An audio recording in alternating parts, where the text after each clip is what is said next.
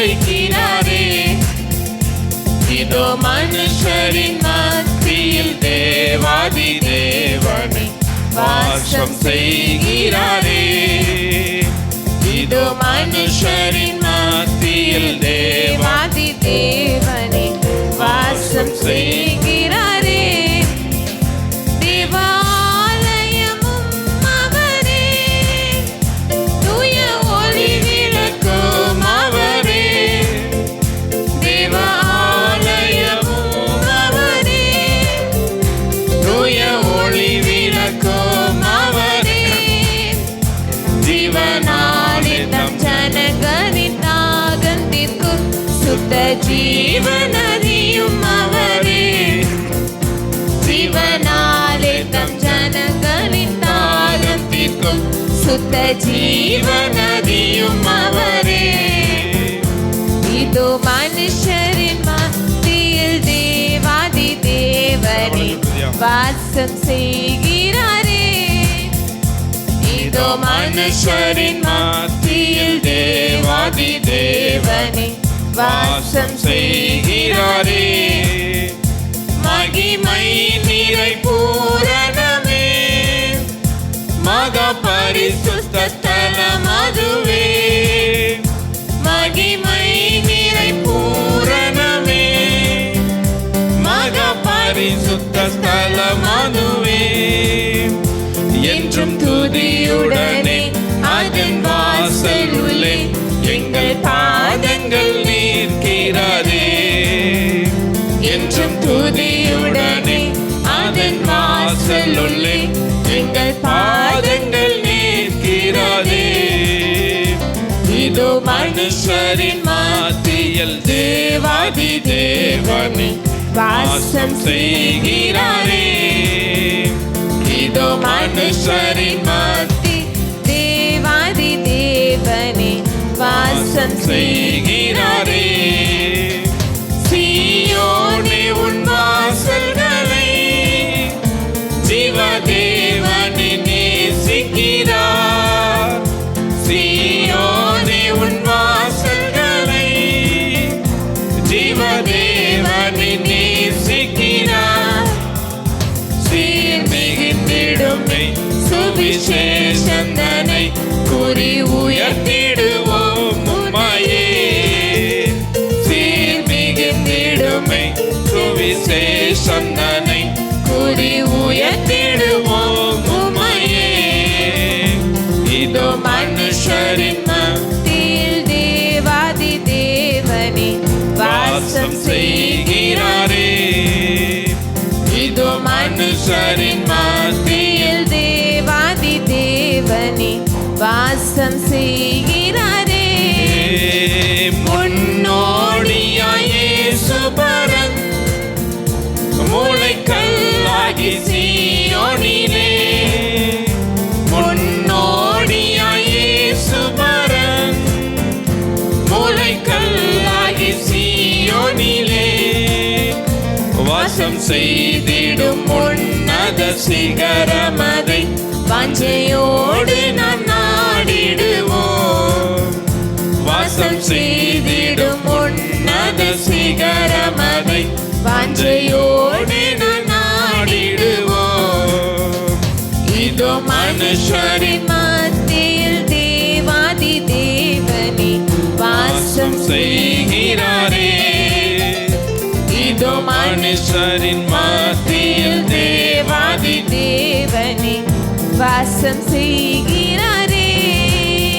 நம்ம எல்லாரும் எழுந்து நிற்போம். தேவ சமூகத்தில் ஒரு 10 நிமிடம் மாத்திரம் கர்த்தரை ஆராதித்து அப்படியே நாம் கர்த்தரை உயர்த்த போகிறோம். இந்த காலை நேரத்தில் தேவ சமூகத்துக்கு வந்திருக்கிறீங்க. கொஞ்சம் நேரம் உங்களுடைய துதி பலிகள், ஸ்தோத்திர பலிகள், நன்றி பலிகளை சொல்லி கர்த்தரை உயர்த்துகிறதான இந்த நேரத்தில் ஒரு தேவ கரம், தேவ மகிமை, தேவ பிரசன்னம் உங்களை நிரப்புகிற ஒரு நேரமாக இருக்கிறது. உங்களுடைய வாழ்க்கையில் கர்த்தர் வெளிச்சத்தை கொடுக்கக்கூடிய தேவ நாளாக இருக்கிறது. கர்த்தர் நாமே நன்றியோடு உம்மை ஸ்தோத்தரிக்கிறோம்னு சொல்லி நன்றி நிறைந்த உள்ளத்தோடு உம்மை துதிக்கிறோம், உம்மை ஸ்தோத்தரிக்கிறோம். அப்பா மகிமை உள்ளவரே, மகத்துவம் உள்ளவரே, நன்றியோடு உம்மை ஸ்தோத்தரிக்கிறோம்னு சொல்லி எல்லாரும் ஆண்டவரை ஸ்தோத்திரம் பண்ணுங்க. ஆண்டவரே உமக்கு நன்றி அப்பா. இயேசுவே உம்மை துதிக்கிறோம், உம்மை ஸ்தோத்தரிக்கிறோம். கர்த்தாவே உமக்கு நன்றி செலுத்துகிறோம், நன்றியோடு உம்மை ஸ்தோத்தரிக்கிறோம் அப்பா. கர்த்தாவே நன்றி நிறைந்த உள்ளத்தோடு உம்மை துதிக்கிறோம் ஆண்டவரே. வானத்துக்கு பூமிக்கும் சகல அதிகாரம் படைத்த சர்வவல்லமையுள்ள தேவனாகிய கர்த்தாவே, கர்த்தாவே உம்முடைய கிருபைகளை எல்லாம் நினைத்து பார்த்து உமக்கு நன்றி செலுத்துகிறோம். உம்முடைய தயவை எல்லாம் நினைத்து பார்த்து உமக்கு நன்றி செலுத்துகிறோம். கர்த்தாவே உம்முடைய அளவில்லாத இரக்கத்தை எல்லாம் நினைத்து பார்த்து உமக்கு நன்றி செலுத்துகிறோம். கர்த்தாவே உம்முடைய கரத்தின் நிழலினால் எங்களை மூடி மறைத்ததை நினைத்து பார்த்து உமக்கு நன்றி செலுத்துகிறோம். கர்த்தாவே ஒவ்வொரு நாளும் உம்முடைய பிரசன்னத்தினால் எங்களை ஆசீர்வதித்ததை நினைத்து பார்த்து உமக்கு நன்றி செலுத்துகிறோம். ஒவ்வொரு நாளும் எங்களுடைய பிரயாணத்தில் கர்த்தர் நீர் பாதுகாத்ததை நினைத்து பார்த்து நன்றி செலுத்துகிறோம். கர்த்தாவே எங்களுக்கு ஜீவனுக்கு விரோதமாக பொல்லாத சத்துருவின் கிரியை எழும்பின நேரத்தில் கூட எங்களுடைய ஜீவனை எல்லாம் பாதுகாத்தீங்களே, உமக்கு நன்றி என்று சொல்லி கர்த்தர் கடந்த நாட்களிலே உங்கள் ஜீவனை பாதுகாத்திருக்கிறார். கடந்த நாட்களில் கர்த்தர் உங்களுக்கு ஒரு நல்ல ஒரு சுகத்தை கொடுத்திருக்கிறார். எத்தனையோ நெருக்கங்கள், கண்ணீர்கள், பாடுகள் வந்த சூழ்நிலையில் கூட கர்த்தர் தம்முடைய கரத்தினால் பாதுகாத்தபடினால ஆண்டவரே உமக்கு நன்றி என்று சொல்லி எல்லாரும் ஆண்டவரை ஸ்தோத்திரம் பண்ணுவோம். தகப்பனே உமக்கு நன்றி அப்பா. ராஜாதி ராஜாவே உமக்கு நன்றி செலுத்துகிறோம். உன்னதமான தேவனே ஆண்டவரே உமக்கு நன்றி என்று சொல்லி எல்லாரும் இந்த காலை நேரத்தில் உங்களுடைய துதி பலிகளை சொல்லி, ஸ்தோத்திர பலிகளை சொல்லி கர்த்தரை நீங்க உயர்த்துகிற இந்த நேரத்தில் தேவ கரமும் தேவ மகிமையும் தேவ பிரசன்னம் உங்களை நிரப்புகிறதா இருக்கிறது. எல்லாரும் ஆண்டவரை ஸ்தோத்திரம்.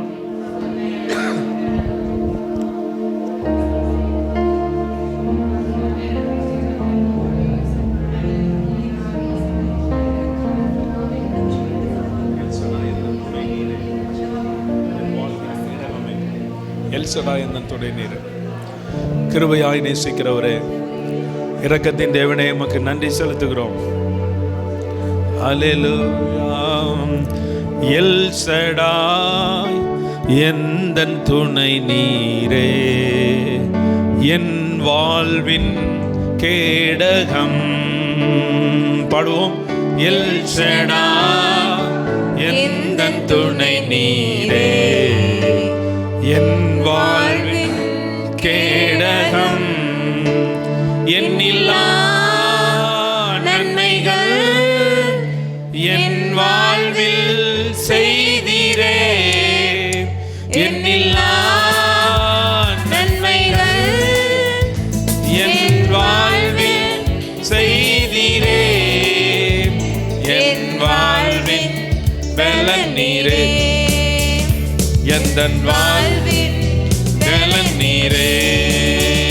பாடுவோம். எல் ஷடாய் எந்தன் துணை நீரே, என் வாழ்வின் கேடகம். ஆமென். எல் ஷடாய் எந்தன் துணை நீரே, என் வாழ்வின் கேடகம். இம்மட்டும் என்னை காத்து நடத்தின எபினேசரை ஸ்தோத்திரம். இம்மட்டும் என்னை காத்து நடத்தின எபினேசரை ஸ்தோத்திரம்.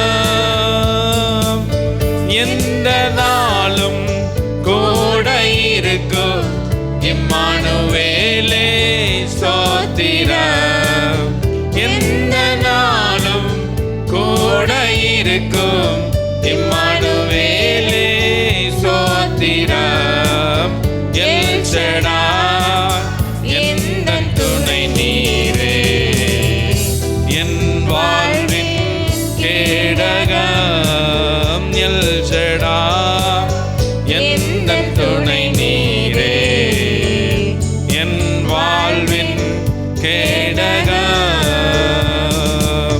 காலை தோறும் கிருபை பொழியும் கிருபையே ஸ்தோத்திரம். காலை தோறும் கிருபை பொழியும் கிருபையே ஸ்தோத்திரம். சொல்லுவோம். உந்தன் நாமம் எந்தன் இன்பம், உமது சட்டை அடைக்கலம். உந்தன் நாமம் எந்தன் இன்பம், உமது சட்டை அடைக்கலம். எல் ஷடாய் எந்தன் துணை நீரே, என் வாழ்வின் கேடகம். ஆமென். எல் ஷடாய் எந்தன் துணை நீரே, என் வாழ்வின் கேடகம்.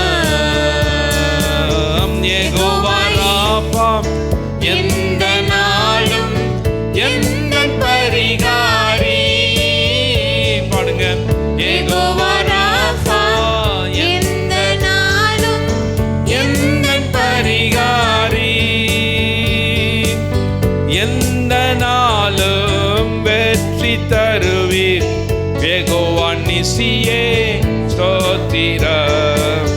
எந்த நாளும் வெற்றி தருவீர் யெகோவா நிசியே ஸ்தோத்திரம். எல் ஷடாய் எந்தன் துணை நீரே, என் வாழ்வின் கேடகம்.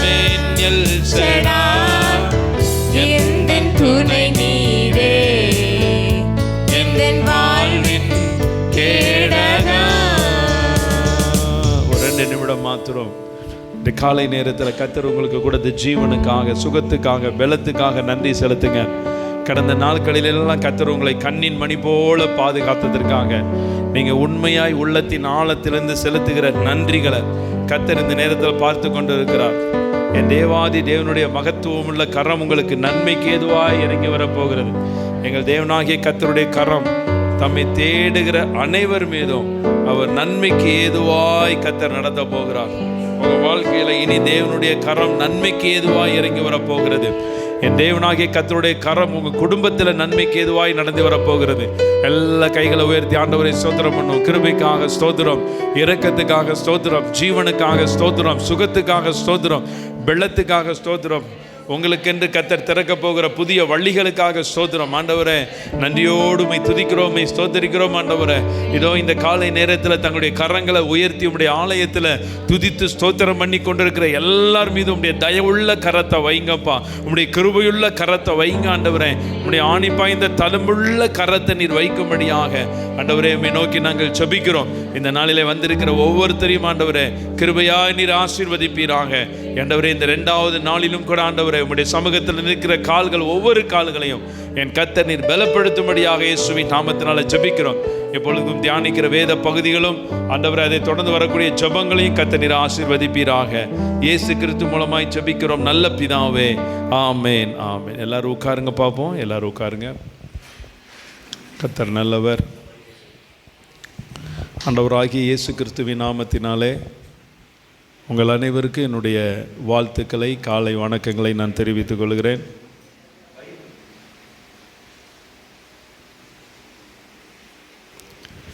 கர்த்தர் உங்களை ஆசீர்வதிப்பாராக. ஒரு தேவ மகிமையும் தேவ பிரசன்னமும் நிரம்பி இருந்ததை நான் பார்த்தேன். ஒரு சில வாக்குத்தத்தங்களை ஆராதிக்கும் பொழுது கர்த்தர் கொடுத்தார். அந்த வசனங்களை நம்ம தியானித்துட்டு இன்றைய தினத்தில் கர்த்தர் வைத்திருக்கக்கூடிய வார்த்தைகளை நாம் தியானிக்க போகிறோம். முதலாவது ஏசாயா தீர்க்கதரிசியின் புஸ்தகம் 27ஆம் அதிகாரம் 6வது வசனத்தை ஒருத்தர் வாசி. யாக்கோபு வேர் பற்றி இஸ்ரவேல் பூத்து காய்த்து உலகத்தை பலனால் நிரப்புகிற நாட்கள் வரும். எல்லாரும் சேர்ந்து சொல்லுவோமா? யாக்கோபு வேர் பற்றி இஸ்ரவேல் பூத்து காய்த்து உலகத்தை பலனால் நிரப்பும் நாட்கள். அல்லேலூயா. அப்போ இதில் 2 பேர் குறிக்கப்பட்டிருக்கிறது, யாக்கோபு, இஸ்ரவேல். அல்லேலூயா. அப்போ யாக்கோபு வேர் பற்றி அப்படிங்கிற ஒரு வார்த்தை. அப்போ கவனித்துக் கொள்ளுங்க, யாக்கோபு என்பது போராடி ஜெபிக்கக்கூடிய ஜெப வாழ்க்கையை குறிக்கிறது. என்ன வாழ்க்கையை குறிக்கிறது? ஆமாம், யாக்கோபு போராடி ஜெபித்ததின் விளைவாக தான் யாக்கோபு என்கிறவர் அவர் இஸ்ரவேலாய் மாற்றப்பட்டார். அப்போ யாக்கோபு என்பது ஒரு போராட்ட ஜெபம். எத்தனை பேர் போராடி ஜெபித்து கொண்டு இருக்கிறீங்க? போராடி நாங்கள் ஜெபித்து கொண்டு இருக்கிறோம் அப்படின்னு சொல்கிறவங்களாம் கை தூக்கி அல்லேலூயா சொல்லுங்க பார்ப்போம். அப்போ யாக்கோபு அது ஒரு போராட்ட ஜெபம். இஸ்ரவேல் அப்படிங்கிறது வாக்கு தத்தத்தை பெற்றுக்கொண்ட சந்ததி, வாக்கு தத்தத்தை பெற்றுக்கொண்ட தேவனுடைய ஜனங்கள் அப்படின்னு அர்த்தம். அப்போ ஒரு போராட்ட ஜெபத்திற்கு பிறகு ஒரு வாக்கு தத்தம் உங்கள் வாழ்க்கையில். அல்லேலூயா. ஒரு போராட்ட ஜெபத்திற்கு பிறகு கர்த்தர் உங்கள் வாழ்க்கையில் சில வாக்கு தத்தங்களை கொடுக்கிறார். அப்போ இந்த இடத்துல நம்ம பார்க்கிறோம், யாக்கோபு வேர் பற்றி. மரங்களுக்கு வேர் ரொம்ப அவசியம் தானே. வேர் எந்த அளவுக்கு கீழே போகுதோ, வேர் எந்த அளவுக்கு ஆழமாக போகுதோ அந்த அளவுக்கு அந்த மரம் உயர்வாக வரும். அப்போ அந்த வேர் அப்படிங்கிறது உங்களுடைய தனி அந்தரங்க ஜெபத்தை குறிக்கக்கூடிய ஒரு நாளாக இருக்குது. அப்போ இன்றைக்கி நீங்கள் 2வது நாளில் வந்திருக்கிறீங்க. ஒவ்வொரு நாளும் குறைஞ்சது நீங்கள் 1 மணி நேரம் உங்களுடைய அந்தரங்க ஜெபம். உங்களுக்கு தெரியுமா, உங்கள் அந்தரங்க ஜெபத்தில் எந்த விண்ணப்பத்தை வேணாலும் நீங்கள் தேவ சமூகத்தில் வைக்கலாம். இப்போ நம்ம கூடி ஜெபிக்கிற ஜெபங்களில் சில விண்ணப்பத்தை தான் நம்ம என்ன பண்ண முடியும், பகிங்கரமாக சொல்லி ஜபிக்க முடியும். ஆனால் அந்தரங்க ஜபத்தில் நீங்கள் எதை வேணாலும் நீங்கள் தேவ சமூகத்தில் சொல்லி ஜபிக்கலாம். அந்தரங்கத்தில் கேட்கிற ஜபங்களுக்கு கர்த்தர் என்ன பண்ணுவார், வெளியரங்கமாக பதில் கொடுப்பார். அப்போ அந்த வேர் அப்படிங்கிறது மறைந்திருக்கக்கூடிய ஒரு பகுதி. அப்போ இந்த 40 நாளும் நீங்கள் தேவ சமூகத்தில் போய் கொஞ்சம் மறைஞ்சிருக்கணும். தேவ சமூகத்தில் மறைந்திருக்கிறது எதை குறிக்கிறது, ஆண்டவருடைய சமூகத்தில் போய் நீங்கள் தனிமையில் செலவிடக்கூடிய நேரங்களை குறிக்கிறது. உங்களுக்கு என்ன வேலை இருந்தாலும் சரி, உங்களுக்கு எவ்வளவு டைட் ஒர்க் இருந்தாலும் சரி, நீங்கள் இந்த 40 நாள் ஜப நாட்களில் 1 மணி நேரமோ 2 மணி நேரமோ கர்த்தருக்காக நீங்கள் ஒதுக்கி தேவ சமூகத்தில் போய் உங்களுடைய உறவுகளை புதுப்பித்து கொள்ளுங்க. உங்களுடைய தேவனோட இன்னும் நீங்கள் ஐக்கியப்படுங்க. அப்போ வேர் பற்றி இஸ்ரவேல் பூத்து காய்த்து உலகத்தை, அப்போ அந்த போராட்ட ஜபத்திற்கு பிறகு வாக்குத்தத்தங்கள். யாக்கோபு அப்படிதான் போய் போராடி ஜபித்தார். தேவ சமூகத்தில் போராடி போய் ஜபித்த உடனே பொழுது விடுகிறது, நான் போகட்டும் அப்படின்னு சொல்லும் பொழுது அவர் என்ன சொன்னார், என்னை ஆசீர்வதித்தால் ஒழிய. அப்போ அந்த இடத்துல அவனை ஆசீர்வதிச்சுட்டு இஸ்ரவேல் அப்படின்னு தேவ பிரபு அப்படிங்கிற அர்த்தம் கொள்ளக்கூடிய ஒரு மனிதனாய் அவனை மாற்றி ஆசீர்வதிச்சுட்டு போறாரு. அதுக்கப்புறம் பூத்து காய்த்து உலகத்தையே பலனால நிரப்பக்கூடிய நாட்கள். இப்போ இந்த யாக்கோபுடைய 12 கோத்திரத்தில் உள்ள மக்கள் தான் இன்னைக்கு என்ன பண்ணுறாங்க, உலகம் முழுவதும் பரவி இருக்கிறாங்க. உலகம் முழுவதும் யாக்கோபனுடைய கோத்திரம் தான். நம்ம கூட யாக்கோபனுடைய ஒரு கோத்திரம் தான். உலகத்தை அப்படியே பலனால நிரப்பின நாட்கள் வரும். அப்போ இந்த வசனத்தின்படி உங்கள் வாழ்க்கையை இன்னைக்கு கர்த்தர் யாக்கோபு பேர் பற்றி இஸ்ரவேல் பூத்து காய்த்து உலகத்தை பலனால் நிரப்புகிற ஒரு நாட்கள் வரும். கர்த்தர் உங்கள் வாழ்க்கையில் பலனால் நிரப்பக்கூடிய நாட்களை கர்த்தர் கொடுக்க போகிறார். அடுத்தபடியாம் இன்னொரு வாக்குத்தத்த வசனத்தை கர்த்தர் கொடுத்தார். ஏசாயா 32 அதிகாரம் 18வது வசனத்தை வாசிங்க பார்ப்போம். என் ஜனம் சமாதான தாபரங்களிலும் நிலையான வாசஸ்தலங்களிலும் அமைதியாய் தங்கும் இடங்களிலும் குடியிருக்கும். அப்போ இதுல 3 வார்த்தை, சமாதான தாபரம், நிலையான வாசஸ்தலம், அமைதியாய் தங்கும் இடம். எத்தனை பேருக்கு இது வேணும்? அல்லேலூயா. உங்க வாழ்க்கையில சமாதான தாபரமாய் உங்க வீடு இருக்கணும். சில நேரங்களில் நம்ம வீடுகளில் சமாதான குலைச்சல் உண்டாகும். தேவையில்லாத சத்தங்கள், தேவையில்லாத கோபங்கள், தேவையில்லாத எரிச்சல்கள், இப்படி தேவையில்லாத காரியங்கள் நம்ம வாழ்க்கையில் குடும்பத்தில் எழும்பலாம். ஆனால் ஆண்டவர் சொல்லக்கூடிய ஒரு காரியம் என்ன அப்படின்னு பார்த்தீங்கன்னா, என் ஜனம். யாரு? என் ஜனம். அப்போ கர்த்தருடைய ஜனங்களுக்கு கர்த்தர் வைத்திருக்கக்கூடிய மிகப்பெரிய ஒரு ஆசீர்வாதம் சமாதான தாபரம். இப்போ நீங்கள் உங்கள் வீட்டை எல்லாம் கர்த்தர் ஒரு சமாதான தாபரமாய் மாற்றுவாராக. தேவையில்லாத சத்தம், தேவையில்லாத பெருமூச்சு, தேவையில்லாத அலறல் எல்லாம் உங்கள் குடும்பத்தில் இருக்கலாம். ஆனால் இந்த ஜெப நாட்களில் நீங்கள் பாருங்கள், உங்கள் குடும்பத்தில் ஒரு சமாதானம் தங்குவதை நீங்கள் பார்க்க போகிறீங்க. ஒரு சமாதானத்தின் தேவன் இறங்கி வருகிறத பார்க்க போகிறீங்க. இது ஏற்கனவே இருந்த வீடு தான், ஆனால் அந்த வீட்டை கர்த்தர் சமாதான தாபரமாக கர்த்தர் மாற்ற போகிறார். அடுத்தபடியாக நிலையான வாசஸ்தலம். என்ன வாசஸ்தலம்? ஆமாம், அது ரொம்ப முக்கியம். நிலையான வாசஸ்தலம் எல்லா ஜனங்களுக்கும் முக்கியம். இப்போ நீங்கள் சில அப்ளிகேஷன், சில ஃபார்ம் எல்லாம் நீங்கள் நிரப்புனீங்க அப்படின்னா பெர்மனண்ட் அட்ரஸ் அப்படின்னு போட்டிருக்கோம். அல்லேலூயா. அப்புறம் அட்ரஸ் பார் கம்யூனிகேஷன் போட்டிருக்கோம். ஆஃபீஸ் அட்ரஸ்ன்னு போட்டிருக்கோம். நீங்கள் சில ஃபார்ம்ஸ் நிரப்புனீங்க அப்படின்னா 3 அட்ரஸ் இருக்கும். ஆஃபீஸ் அட்ரஸ் அது கூட மாறும். சில நேரங்களில் கம்யூனிகேஷன் அட்ரஸ் கூட என்ன பண்ணோம், மாறும். ஆனால் பெர்மனண்ட் அட்ரஸ் உங்களுக்கு நிலையான முகவரி. சில நேரங்களில் நீங்கள் வாடகை வீட்டுகளில் இருக்கலாம், அடிக்கடி என்ன ஆகும், நம்முடைய அட்ரஸ் மாறும்.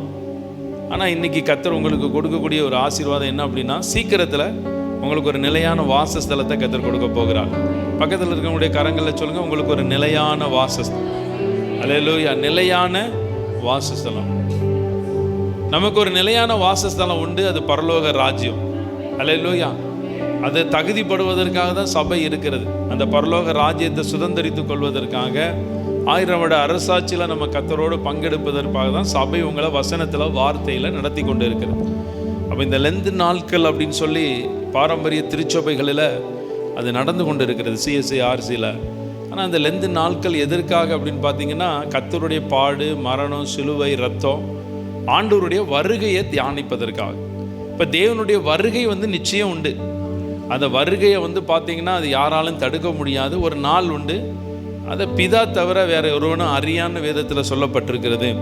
அப்போ நிலையான வாசஸ்தலங்களை கர்த்தர் கொடுக்கிறவராய் இருக்கிறார். அடுத்தபடியாக அமைதியாய் தங்கும் இடங்களிலும் குடியிருக்கும். எத்தனை பேருக்கு அமைதியாக தங்கும் இடம் வேணும்? அல்லேலூயா. அமைதியாக தங்கும் இடம், அமைதியில் ஒரு பெரிய ஆசீர்வாதத்தை கர்த்தர் வச்சிருக்கிறார். அப்போ சீக்கிரத்தில் உங்களுக்கு ஒரு நிலையான வாசஸ்தலத்தை கொடுத்து அந்த வாசஸ்தலத்தை சமாதானமாக கர்த்தர் வச்சு அமைதியாய் தங்கும் இடமாய் உங்களுடைய ஸ்தலங்களை மாற்றுவார். கர்த்தர் உங்களை ஆசீர்வதிப்பாராக. இந்த 2 வாக்குத்தத்த வசனமையும் கர்த்தர் என்னோடு ஆராதனை நேரத்தில் பேசுகிறார். இந்த வசனம் உங்கள் வாழ்க்கையில் அப்படியே நிறைவேறணும் அப்படின்னு சொல்லி நான் ஜெபிக்கிறேன். கர்த்தர் அதை நிறைவேற்றுவார். யாக்கோபு வேர் பற்றி, இஸ்ரவேல் பூத்து காய்த்து பூமியை தன் பலனால் நிரப்பக்கூடிய நாட்கள் வரும். அப்போ கர்த்தர் இந்த வசனத்தின்படி நீங்கள் வேர் பற்றி பூத்து காய்த்து பூமியை தன் பலனால் நிரப்பக்கூடிய நாட்களை கர்த்தர் கொடுப்பார். இந்த நாளிலே நாம் ஒவ்வொரு 40 நாள்லையும் ஆண்டவருடைய இயேசு கிறிஸ்துவனுடைய காரியங்கள், இயேசு கிறிஸ்துவ மட்டும் நம்ம தியானிக்க போகிறோம். அப்போ இந்த நாளில் நமக்கெல்லாம் தெரிந்த வேத பகுதியிலிருந்து நாம் தியானிக்க போகிறோம். நமக்கெல்லாம் தெரிந்த ஒரு வேத பகுதி யோவான் எழுதின நற்செய்தி நூல். யோவான் எழுதின நற்செய்தி நூல் 2ஆம் அதிகாரத்தினுடைய 11 ஒருத்தர் வாசிங்க. யோவான் 2:11.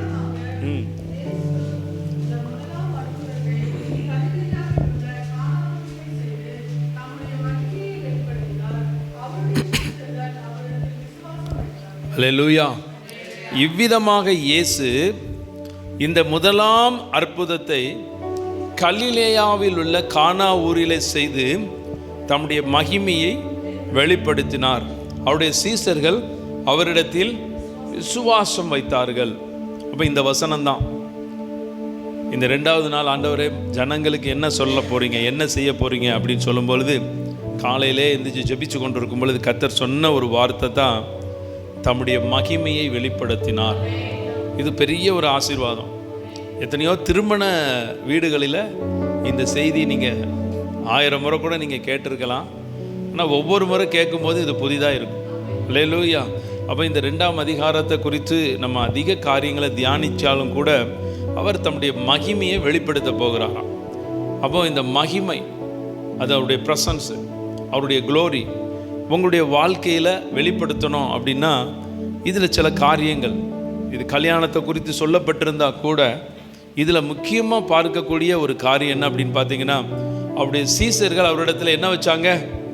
விசுவாசம் வைத்தார்கள். அவருடைய சீசர்கள் அவரிடத்தில் விசுவாசம்.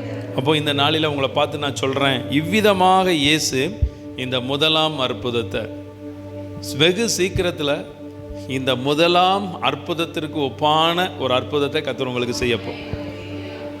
இப்போ நீங்கள் இந்த இடத்துல இருக்கிறீங்க, கர்த்தர் உங்கள் வாழ்க்கையில் செஞ்ச முதல் அற்புதம் இருக்குது, அப்படி தானே? இப்போ ஒவ்வொருத்தருட்டையும் கேட்டோம் அப்படின்னா ஒவ்வொருத்தருடைய வாழ்க்கையிலையும் கர்த்தர் ஒரு முதலாம் அற்புதத்தை கர்த்தர் செஞ்சுருப்பார். அந்த முதலாம் அற்புதத்தை நம்ம என்ன பண்ண மாட்டோம்? மறக்கணும்.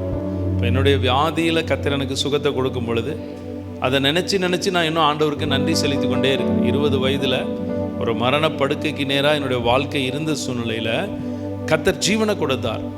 அதை இன்னைய வரைக்கும் நாம் என்ன பண்ணுறோம்? நன்றி சொல்கிறோம். அதான் முதலாம் அற்புதம். இப்படி தான் உங்கள் வாழ்க்கையில் சில முதலாம் அற்புதத்தை கர்த்தர் செஞ்சுருப்பார். இன்றைக்கி நீங்கள் ஒருவேளை உங்களுக்கு அந்த முதலாம் அற்புதம் மறந்து போயிருச்சு, இல்லை முதலாம் அற்புதம் உங்களுக்கு ஞாபகத்தில் இல்லை அப்படின்னா கூட கர்த்தர் உங்கள் வாழ்க்கையில் செஞ்ச பெரிய அற்புதத்தை, 5 அற்புதங்களை நீங்கள் வீட்டில் போய், அற்புதமாக இருக்கலாம், அதிசயமாக இருக்கலாம், நன்மைகளாக இருக்கலாம், நீங்கள் வீட்டில் போய் அதை மாத்திரம் எழுத முடிஞ்சால் நீங்கள் எழுதுங்க. எழுதி நன்றி சொல்லி பாருங்கள். அல்லேலூயா. நீங்கள் அப்படி அந்த கர்த்தர் செஞ்ச அற்புதங்களுக்கு நன்றி சொல்லிட்டாலே கர்த்தர் உங்கள் வாழ்க்கையில் பெரிய அதிசயத்தை செய்வார், பெரிய நன்மையை கர்த்தர் உங்களுக்கு செய்வார். அப்போது இந்த நாளில் முதலாம் அற்புதம் அந்த கானாவூர் கல்யாண வீட்டில் நடந்துச்சு. அது ஒரு மங்கள காரியம், ஒரு நன்மையின் காரியம். அப்போது உங்கள் வீட்டுக்குள்ளே சீக்கிரத்தில் மங்கள காரியங்கள் எல்லாம் நடக்கட்டும், நன்மையின் காரியம் எல்லாம் நடக்கட்டும். அப்போது பார்த்தீங்கன்னா எங்கள் வீட்டம்மா அடிக்கடி சாட்சி சொல்லுவாங்க. அவங்க வீட்டில் மொத்தம் 6 பேர் இருந்தாங்க. 6 பேர் இருந்த சூழ்நிலையில் அவங்களுடைய தகப்பனும் தாயும் இறந்து வாலிப வயதில் இருந்த சூழ்நிலையில் அந்த 6 பேரும் திருமணத்துக்கு அவங்க தயாராக இருக்கிறாங்க, திருமண வயதில் இருக்காங்க. வீட்டுக்குள்ளே நகை இல்லை, பணம் இல்லை, பொருள் இல்லை. ஆனாலும் அவங்க அந்த இழப்பின் நேரத்தில் தேவன் மேலே விசுவாசம் வச்சதுனால இந்த 6 பேருடைய வாழ்க்கையிலையும் திருமண காரியங்கள் எல்லாம் கர்த்தர் செய்தார். இதுதான் அற்புதம். நம்ம எல்லாத்தையுமே வச்சுட்டு ஆண்டவரை நம்புவதை காட்டிலும் ஒன்றுமே இல்லாத சூழ்நிலையில் கர்த்தரை நம்புகிறது ஒரு மிகப்பெரிய ஒரு விசுவாசம். அப்படி தான் அந்த கானாவூர் கல்யாண வீட்டில் அந்த 6 கற்சாடி இருந்துச்சு. அந்த 6 கற்சாடியிலையும் வெறுமையாக இருந்த கற்சாடி எல்லாம் தண்ணீரால் நிரப்பப்பட்டுச்சு. இப்போ உங்கள் வாழ்க்கையில் தண்ணீர் எதை குறிக்கிறது? ஆண்டவருடைய அபிஷேகத்தை, ஆண்டவருடைய வல்லமையை, இதெல்லாம் குறிக்குது. நீங்கள் ஆண்டவருடைய அபிஷேகத்தை பெற்றிருக்கிறீங்க, அந்நிய பாஷைகளை பேசுகிறீங்க அப்படின்னா நீங்கள் புதுப்பித்து கொள்ளணும். நம்ம முதல்ல ஆரம்பத்தில் பெற்றுக்கொண்ட அதே அந்நிய பாஷையிலே நம்ம என்ன பண்ணக்கூடாது?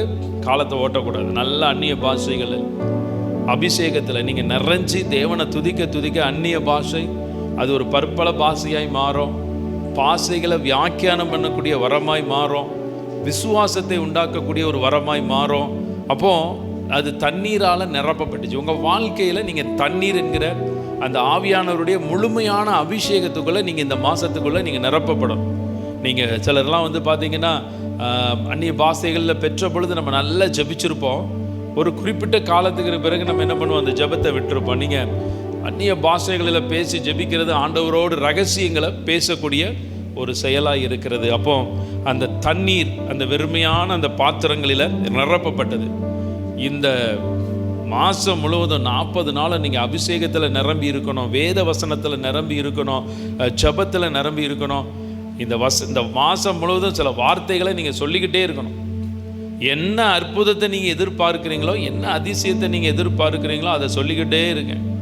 ஒருவேளை கடன் பிரச்சனை உங்களுக்கு இருக்குது அப்படின்னா, நீயோ அநேக ஜாதிகளுக்கு கடன் கொடுப்பாய், இதை சொல்லிக்கொண்டே இருங்க.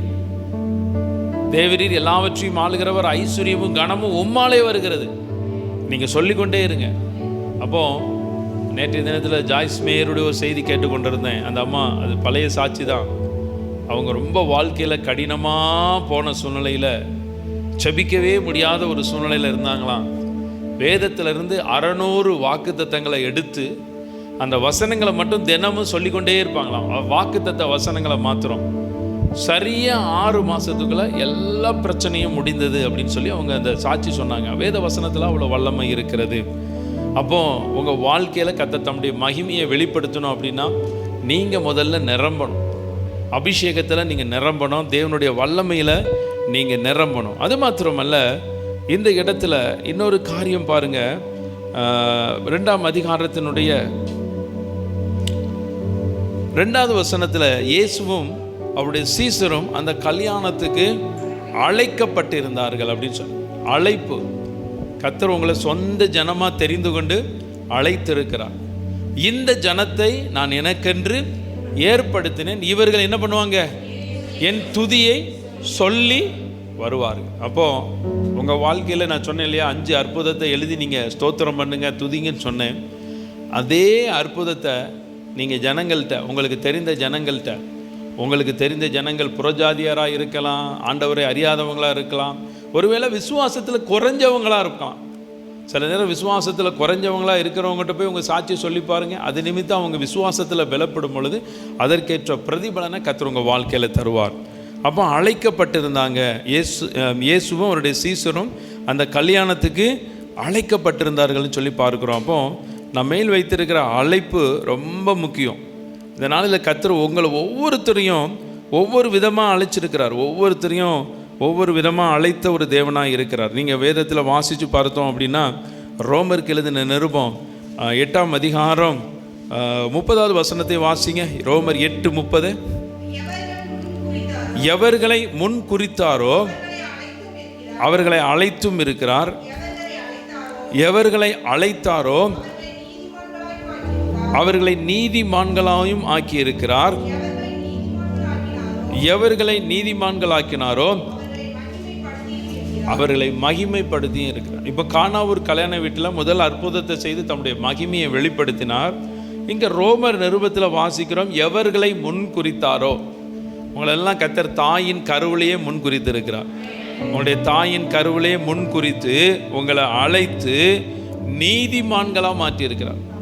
எப்போ நீங்கள் நீதிமான்னு ஒத்துக்கொள்கிறீங்களா? நம்ம பாவி தான், ஆனால் தேவ சமூகத்தில் போய் உட்கார்ந்து நீங்கள் ஜெபிக்கும் பொழுது, தேவ சமூகத்தில் போய் உங்களுடைய பாவங்களை அறிக்கையிடும் பொழுது எல்லாம் கர்த்தர் நீதிமான்களாய் மாற்றுகிறார். அப்போ நீதிமான்களுக்குன்னு வைத்திருக்கிற நன்மைகளை கர்த்தர் உங்கள் தலையில் வைக்க போகிறார். அப்போ முதலாவது நம்ம பார்த்தோம், கர்த்தர் தம்முடைய மகிமையை உங்களுக்கு வெளிப்படுத்த போகிறார். விசுவாசம் வைத்தார்கள். அப்போ உங்கள் வாழ்க்கையில் கர்த்தர் இந்த காரியத்தை செய்வார் அப்படிங்கிற விசுவாசத்தை விட்டு ஒரு நாளும் என்ன பண்ணக்கூடாது, பின் வாங்கக்கூடாது. அந்த கற்சாடிகள் எல்லாம் நிரப்பப்பட்டது. அதனால் நல்ல அபிஷேகத்தில் நிரம்பிடுங்க. 10 நிமிடம் அந்நிய பாஷையில் ஜபிக்கிறவங்க ஒரு 15 நிமிடம் ஜபிச்சு பாருங்கள், 1 மணி நேரம் ஜபிச்சு பாருங்கள். நாங்கள் அந்த ஜபத்தில் நீங்கள் ரகசியங்களை பேசிடுவீங்க. சில நேரங்களில் உங்கள் உள்ளத்தில், எண்ணத்தில், சிந்தனையில் இருக்கிற பாரத்தினால வார்த்தைகளை சொல்லி நீங்கள் ஜபிக்க முடியாது. சில வார்த்தைகள் உங்களுக்கு கோர்வையாக வராது அந்த நேரத்தில். ஆனால் நீங்கள் அப்படியே தேவ சமூகத்தில் தாழ்த்தி நீங்கள் அந்நிய பாஷைகளை ஜபிச்சு முடிச்சுட்டு எழும்பும் போதே கர்த்தர் உங்களுக்கு ஒரு அற்புதத்தை செய்வார். அது மாத்திரமல்ல, அழைக்கப்பட்டிருந்தாங்க. உங்கள் வாழ்க்கையில் கர்த்தர் உங்கள் அழைத்த அழைப்பு, உங்களை ஒரு விசுவாசியாக, ஒரு கர்த்தருடைய ஜனமாக, ஒரு ஊழியம் செய்கிறவரா நீங்கள் அழைக்கப்பட்டிருந்தீங்கன்னா அந்த அழைப்பை விட்டு ஒரு நாளையும் என்ன பண்ணக்கூடாது, பின் வாங்கக்கூடாது. அதனால் இன்றைக்கி நான் உங்களை ஆசீர்வதிக்கிறேன். முதலாம் அற்புதத்தை கலிலேயாவில் உள்ள கானா ஊரிலே செய்து தம்முடைய மகிமையை வெளிப்படுத்த. இப்போ நீங்கள் பக்கத்தில் இருக்கவங்கள பார்த்து சொல்லிடுங்க, முதலாம் அற்புதத்திற்கு சமமான ஒரு அற்புதம் சீக்கிரத்தில் உங்களுக்கு நடக்க போகுது. அல்லேலூயா. முதலாம் அற்புதம். எழுந்து நிற்போம் தேவ சமூகத்தில். கர்த்தர் உங்களை ஆசீர்வதிப்பார். இந்த நாளில் அநேகருடைய வீடுகளில் நன்மையின் காரியம் நடக்க போகுதுன்னு சொல்லி கர்த்தரினோடு பேசிக்கொண்டு இருக்கிறார். உங்கள் வீட்டில் சீக்கிரத்தில் சில நன்மைகளை பார்க்க போகிறீங்க. உங்கள் பிள்ளைகள் இருந்தால் உங்கள் பிள்ளைகளுக்கு என்று கர்த்தர் திருமண காரியங்களை நேர்த்தியாக நடத்தி கொடுக்க போகிறார். எப்படி ஆகும்னு நீங்கள் ஒரு நாள் நீங்கள் கலங்க வேண்டிய அவசியம் இல்லை. நீங்கள் தேவனை நோக்கி வந்திருக்கிறீங்க. நாங்கள் ஜபித்து கொண்டே இருக்கோம். 40 நாள் ஜபத்தில் திருமண காரியம், திருமண தடை, குழந்தை பாக்கியம், கடன் பிரச்சனை, வியாதி, எல்லாம் எத்தனையோ காரியங்களுக்கு அதெல்லாம் எழுதி வச்சு ஜபித்து கொண்டு இருக்கிறோம். இன்னைக்கு முதல் நாளில் ஜபிக்கக்கூடிய ஒரு காரியம், உங்கள் வீடுகளில் கானாவூர் கல்யாணத்துக்கு ஒப்பான மகிமையான காரியம் எல்லாம் சீக்கிரம் நடக்கணும்னு சொல்லி நான் ஜபிக்க போகிறேன். உங்கள் வாழ்க்கையில் நன்மைகள் வேணும்னு சொல்லி சீக்கிரத்தில் ஜபிக்க போகிறேன். உங்கள் வாழ்க்கை சீக்கிரத்தில் துளிர்க்கணும். நீங்கள் சீக்கிரத்தில் வேறுபற்றணும். நீங்கள் பூத்து காய்த்து பூமியை பல நாள் நிரப்பக்கூடிய நாட்களில் கர்த்தர் உங்கள் வாழ்க்கையில் தரணும். எல்லாரும் ஆண்டவரை ஸ்தோத்திரம் பண்ணுவோம். ஆண்டவரே உமக்கு நன்றி செலுத்துகிறோம். ஆண்டவரே உமக்கு நன்றி செலுத்துகிறோம். இந்த நாளிலே ஜெபித்து கொண்டிருக்கிறவர்களுக்கும், ஆண்டவரே நன்மையை எதிர்பார்த்து கொண்டிருக்கிறவர்களும், உத்தமமாய் நடக்கிறவர்களுக்கு நன்மையை வழங்குகிற தேவன் ஆண்டவரே, இந்த காலை நேரத்தில் உம்முடைய சமூகத்தில் உம்முடைய ஆராதனை ஸ்தலத்துக்குள்ள வந்து ஜெபித்திருக்கிறாங்க. இவர்களுடைய குடும்பங்களிலே நன்மையின் காரியங்கள் இயேசுவின் நாமத்தினால் உண்டாவதாக. ஆண்டவரே, எதிர்பார்த்து கொண்டிருக்கிற ஆச்சரியமான காரியங்கள் இயேசு கிறிஸ்துவுடைய மகாராஜாவே உம்முடைய கரத்தினால் இவர்களுக்கு ஆகட்டும்னு சொல்லி இயேசுவின் நாமத்தினால ஜெபிக்கிறோம். ஆண்டவரே, திருமண காரியங்களை எதிர்பார்க்கிறவர்களுக்கு சீக்கிரத்தில் நன்மையின் காரியங்கள் உண்டாவதாக அவருடைய குடும்பங்களிலே. ஆண்டவரே, கர்ப்ப தடைகள் மாறி நல்ல கர்ப்பத்தின் கனியின் நன்மைகளை கர்த்தர் கரங்களிலே தந்தருளுவீராக. கடன் பிரச்சனையோடு போராடுகிறவர்களுக்கு சீக்கிரத்தில் கர்த்தர் ஒரு விடுதலையை கொடுப்பீராக. அது மாத்திரமல்ல ஆண்டவரே, சொந்த வீட்டின் நன்மைக்கு எதிர்பார்க்கிறவர்களுக்கு நன்மைகளை செய்வீராக. ஆண்டவரே, இவர்கள் வர வர விருத்தி அடைந்து தேசத்தை சுதந்திரித்துக் கொள்ளட்டும்னு சொல்லி இயேசுவின் நாமத்தினால் வந்திருக்கிற ஒவ்வொருத்தரையும் ஆசீர்வதிக்கிறோம். இந்த 2ஆம் நாள் கூடுகையில் சொல்லப்பட்ட வசனங்களையும் வார்த்தைகளின் அந்த கிருபைகளை, அந்த வாக்குத்தத்தங்களை இவருடைய தலைகளில் வைத்து ஜெபிக்கிறேன். இயேசு கிறிஸ்து மூலமாய் ஜெபிக்கிறோம் நல்ல பிதாவே, ஆமேன் ஆமேன். சேர்ந்து சொல்லுவோம். என் ஆத்துமாவே கர்த்தரை ஸ்தோத்தரி, என் முழு உள்ளமையுடைய பரிசுத்த நாமத்தை ஸ்தோத்தரி. என் ஆத்துமாவே கர்த்தரை ஸ்தோத்தரி, கர்த்தர் செய்த சகல உபகாரங்களை மறவாது. ஆமேன் ஆமேன். நம்முடைய கர்த்தராக இருக்கிற இயேசு கிறிஸ்துவினுடைய கிருபையும், பிதாவாகிய தேவனுடைய அன்பும், பரிசுத்த ஆவியினுடைய அந்நிய ஐக்கியமும் இந்த காலை ஆராதனையில் கலந்து கொண்டு கர்த்தரை ஆராதித்த உங்கள் அனைவரோடும் இன்றும் என்றும் சதா காலமும் ஆண்டவருடைய வருகை பரியந்தம் தங்கி இருப்பதாக. ஆமேன் ஆமேன். 3 முறை கைகளை உயர்த்தி சொல்லுவோம். அல்லேலூயா அல்லேலூயா. கர்த்தர் உங்களை ஆசீர்வதிப்பாராக. உங்கள் எல்லாருக்கும் என்னுடைய வாழ்த்துக்களை தெரிவித்துக் கொள்கிறேன். ஆமேன். ஸ்தோத்திரம்.